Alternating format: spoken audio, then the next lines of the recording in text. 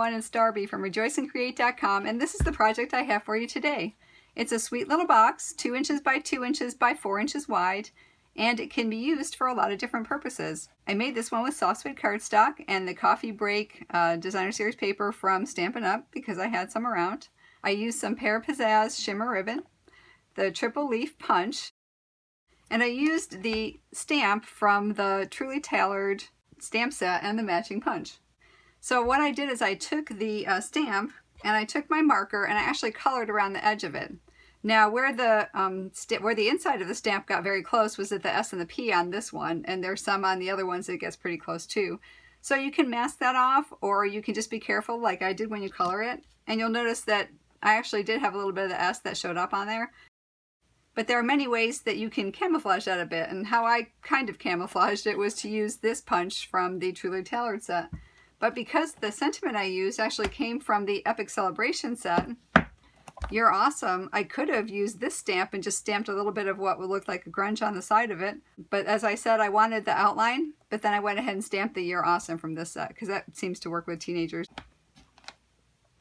Alright, so what you'll need is a piece of cardstock, and it's 8.5 inches by 8 inches. For the paper, the pattern paper, I'm actually just using the other side of that one from the Coffee Break because I like the way it looks together. Kind of gives me a tropical feel. And you'll need 3 pieces for the back, the front, and the top that are 3 7/8 by 1 7/8. And for the 2 ends, you'll need 2 pieces of the paper that are 1 7/8 by 1 7/8. This stamp set, I'm using the Label Me Pretty, and I'll use the matching punch for this as well. Alright, so let's get scoring.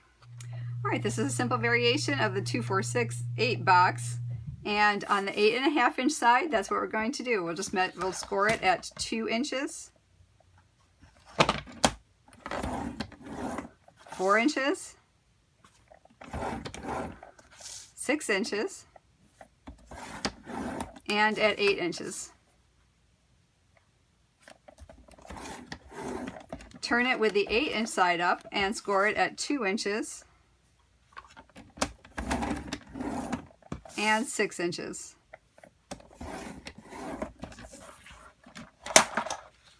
Alright, so let's go ahead and fold and burnish our score lines. So let's go to that 1/2 inch edge, and you're going to cut away those 2 side margins. Now, this one on this side is going to be the tab that closes into the box. Just cut straight up on the tab side of the score line. And slightly notch into the tab that will go in. Oh, there we go. And do that same on the other side.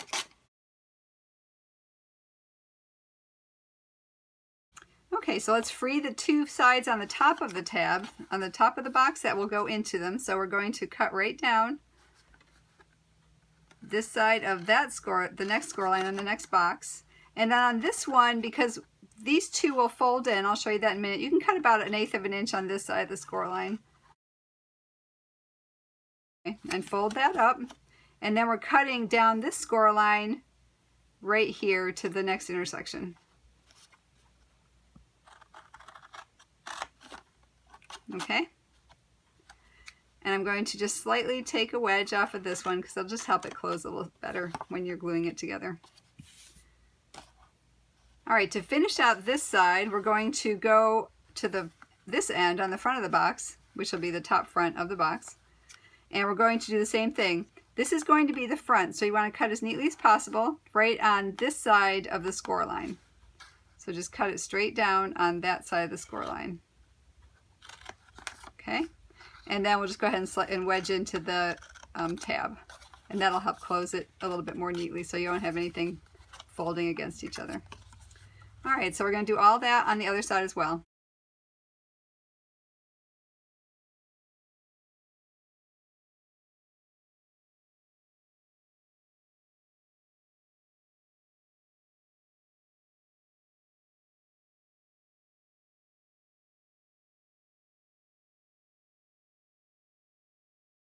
Okay, so far we have this. This will fold up, and this will fold up like this. Now, in order to get our tabs so they will slide in, we need to make an arc on there.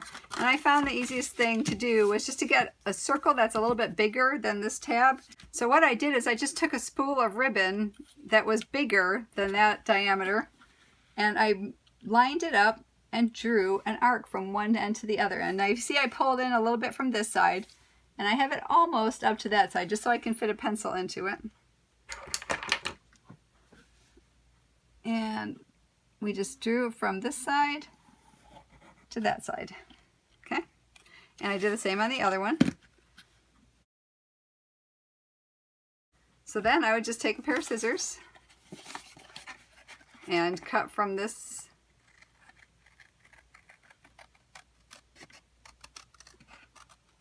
to the side.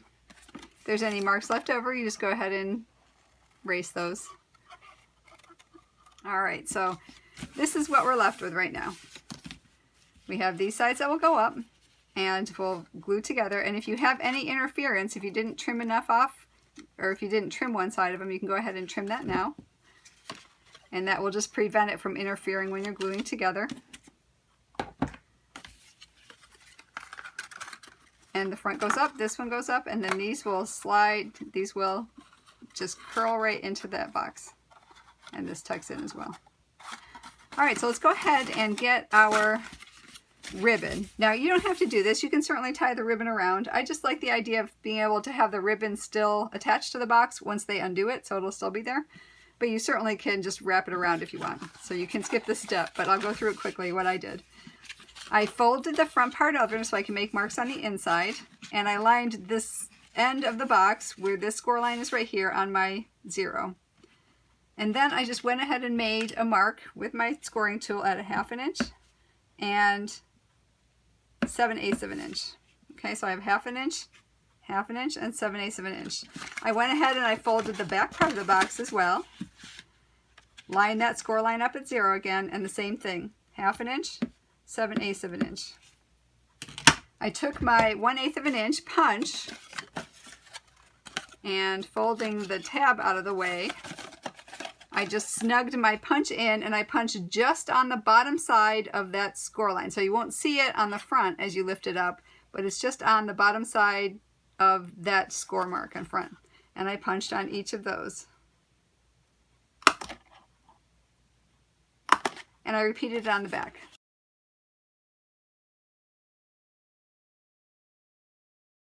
I just took a blade or my detail scissors and I just cut between.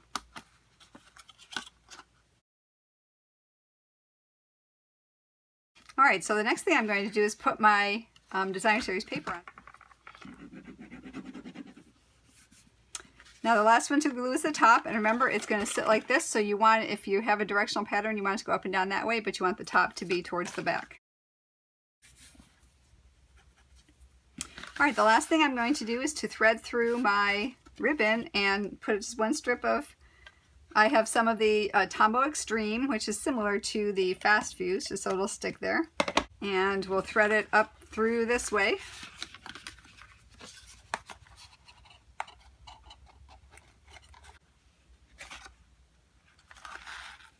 Pull it about halfway, so it's going to be about halfway. And thread it back down through the other side.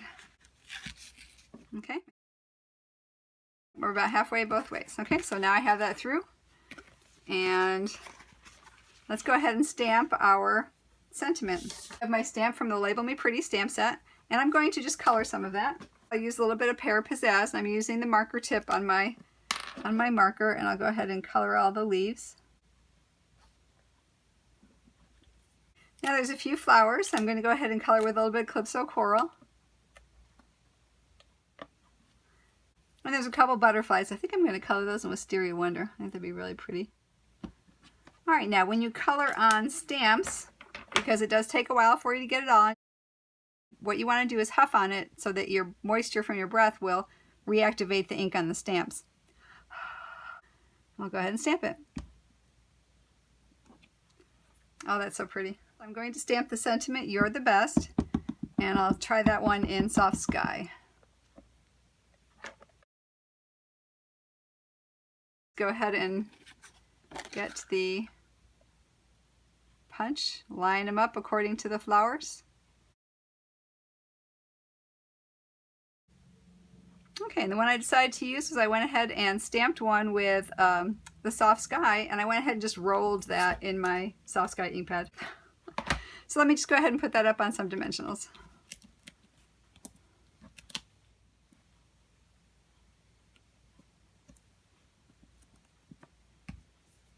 Now, because I want to make mine pop out a little bit too, I'm going to cut a label punch out of the Pear Pizzazz. Cut it in half this time from side to side.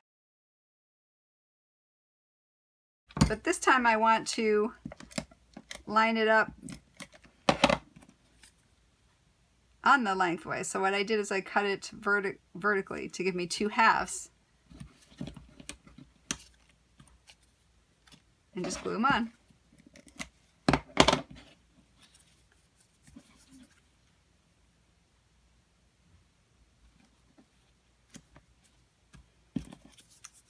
Alright, so there we go. So let's go ahead and finish our box. Now if you want to, you can go ahead and put a piece of cardstock down here. That would be 1 7/8 by 3 7/8 as well to cover that up. But I'm not going to do that right now. So let's go ahead and glue our box together. So I'll put the back tabs up first.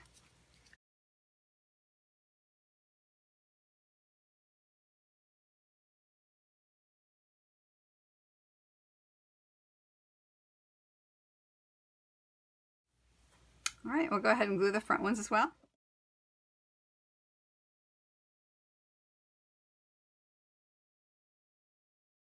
All right, now as I said, you can put a piece down to cover up that bottom and the ribbon, or you don't even have to thread the ribbon through. You can just put a couple of glue dots and stick it under and then tie it around that way. But for this one, I'm going to gift a little bit of a washi tape, so I'm going to put the washi tape right in, and we'll go ahead and snug these down. Now, if you notice that your arc is a little bit too big to get in there, you can certainly trim it back a little bit at this point. Make sure your tabs on the side look neat and even, and go ahead and tuck that in. One thing I would do though is I would use a 1/2" circle punch if you want a finger hold, and I would line it right up with the ribbon though, so the ribbon can hide it a little bit. So I'm going to sneak this in. Get my washi tape out of there. I'm going to sneak this in right where the ribbon would go and just cut a little finger tab so that you can easily pick up the top of the box. Alright, so I'll go ahead and put that down. Tie our ribbon. I'm going to go ahead and put my little label on. So let me go ahead and pop my label up on a strip of foam, or you can use the foam dots or dimensionals. And I like it right about centered. Right where that ribbon is on the edge. And then we'll just glue our leaves on.